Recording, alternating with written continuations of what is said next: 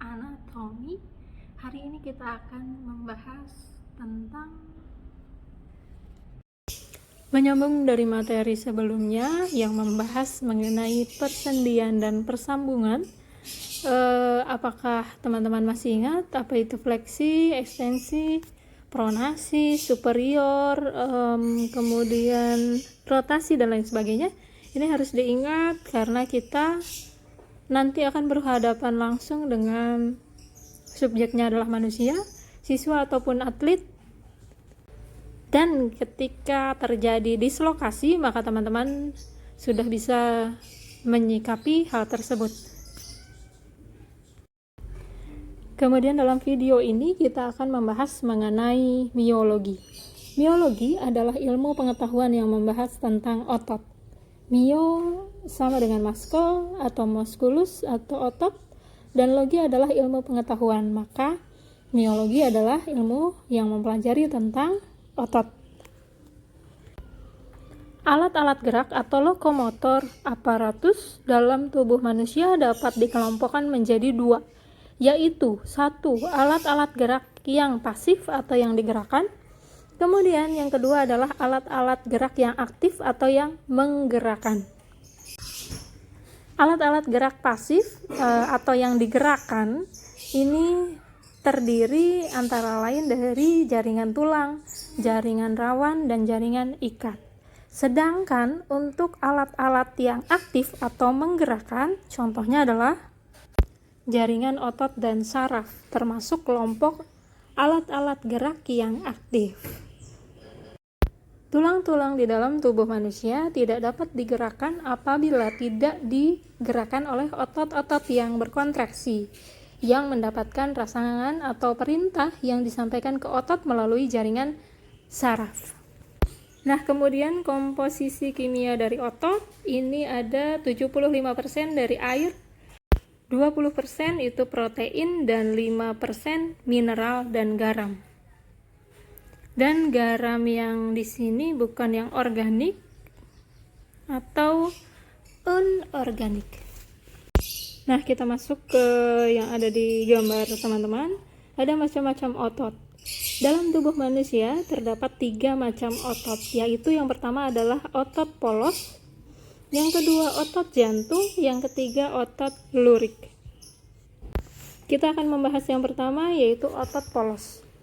Otot ini disusun oleh serabut-serabut otot polos yang inti selnya terdapat di tengah-tengah.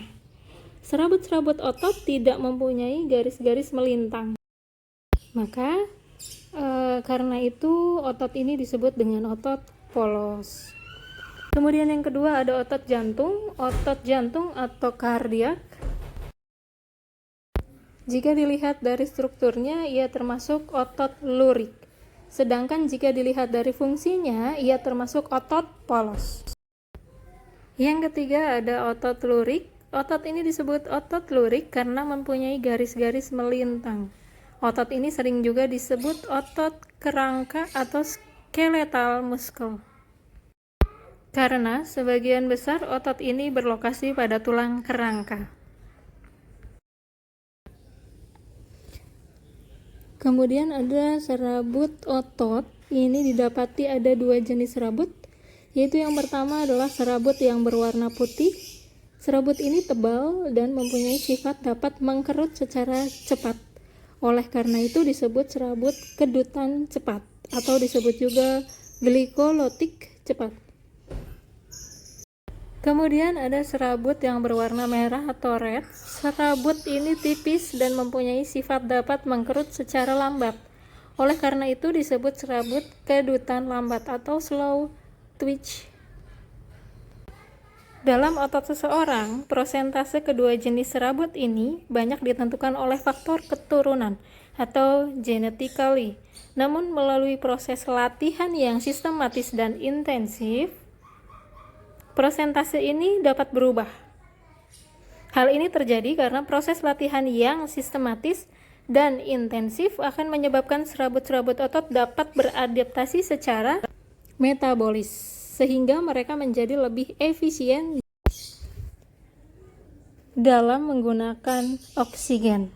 yang dikirim melalui pembuluh darah kapiler ke serabut-serabut otot. Kontraksi otot dapat dikelompokkan ke dalam dua, yaitu ada kontraksi isometrik.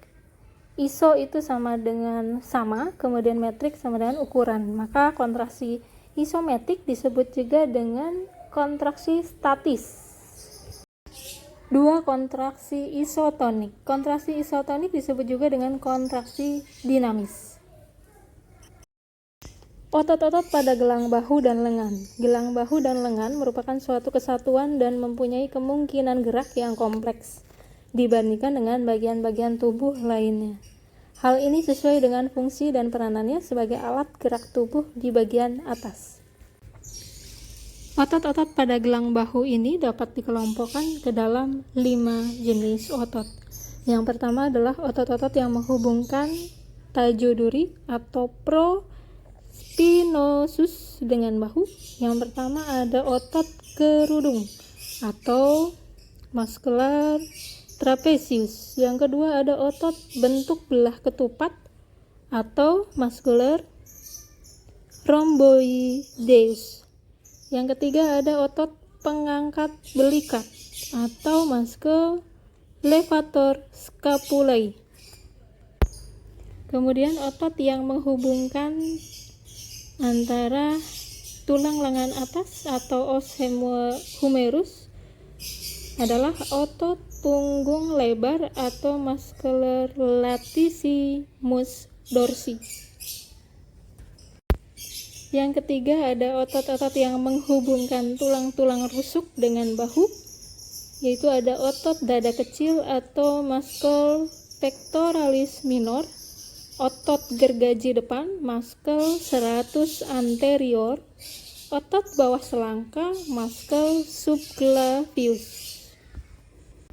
Kemudian yang keempat adalah otot yang menghubungkan bahu dengan tulang dada. Tulang-tulang rusuk atau os costae dan tulang lengan atas adalah otot dada besar atau muscle pectoralis mayor.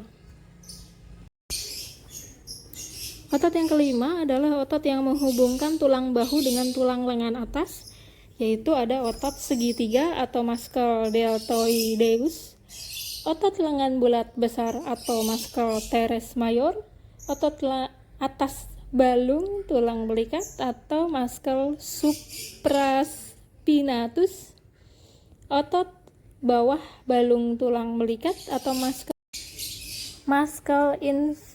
infraspinatus, otot lengan bulat kecil atau muscle teres minor, otot di bawah tulang belikat atau muscle subscapularis, otot paruh gagak lengan atas, muscle coracobrachialis, otot lengan berkepala dua atau muscle bicep brachii, kemudian otot lengan berkepala tiga atau muscle tricep brachii.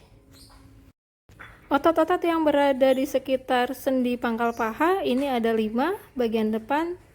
Yang pertama ada muscle iliopsoas, otot paha berkepala 4 atau muscle quadriceps femoris, otot penjahit atau muscle sartorius, otot-otot yang berada di sekitar sendi pangkal paha bagian tengah.